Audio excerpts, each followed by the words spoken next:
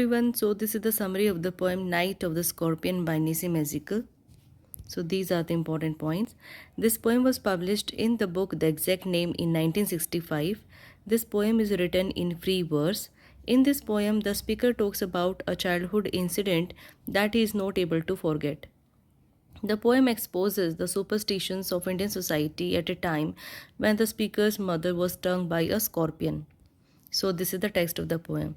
I remember the night my mother was stung by a scorpion. 10 hours of steady rain had driven him to crawl beneath a sack of rice. Parting with his poison flash of diabolic tail in the dark room, he risked the rain again. So, when the poem opens, the speaker recalls an incident from his childhood when his mother was stung by a scorpion on a rainy night. The speaker says that due to 10 hours of heavy rain, the scorpion finds an escape under a sack of rice in the dark room. So, next, the speaker says that after biting his mother with its poisonous tail, the scorpion goes back to the rain outside. The peasants came like swarms of flies and buzzed the name of God 100 times to paralyze the evil one.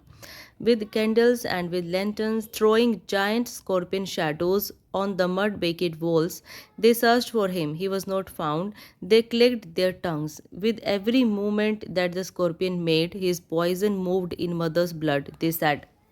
So, after this episode, the peasants from the speaker's neighborhood gather at his place like swarm of flies. They start chanting prayers to God to relieve the pain of his mother. They believe in this superstition that by chanting prayers, they can paralyze the scorpion's poison. After that, the villagers start making their search for the scorpion outside with lanterns and candles. The shadows of these villagers look like a giant scorpion on the mud baked walls. These villagers believe that the movement of the scorpion should be stopped to cure the poison effect in the mother's body.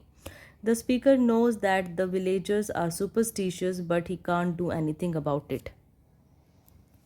May he sit still, they said. May the sins of your previous birth be burned away tonight, they said. May your suffering decrease, the misfortunes of your next birth, they said. May the sum of all evil, balanced in this unreal world against the sum of good, become diminished by your pain. May the poison purify your flesh.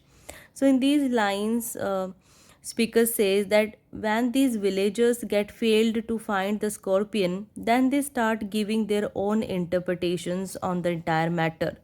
They say that his mother is suffering because she committed some sins in her previous birth. Then they say, as she is suffering at this moment, then she is going to be less troubled in her next birth. Some of them say that her suffering will balance her good deeds against her bad deeds. They also believe that her pain will purify her body and mind from all desires and ambitions of desire and your spirit of ambition, they said, and they sat around on the floor with my mother in the center, the peace of understanding on each face, more candles, more lanterns, more neighbors, more insects, and the endless rain. My mother twisted through and through, groaning on a mat, my father skeptic rationalist, trying every curse and blessing, powder, mixture, herb, and hybrid. So in these lines, speaker says that these people sit around his mother and they all look peaceful, although his mother is going through a lot of pain and suffering. Then more people come to speaker's home carrying candles and lanterns.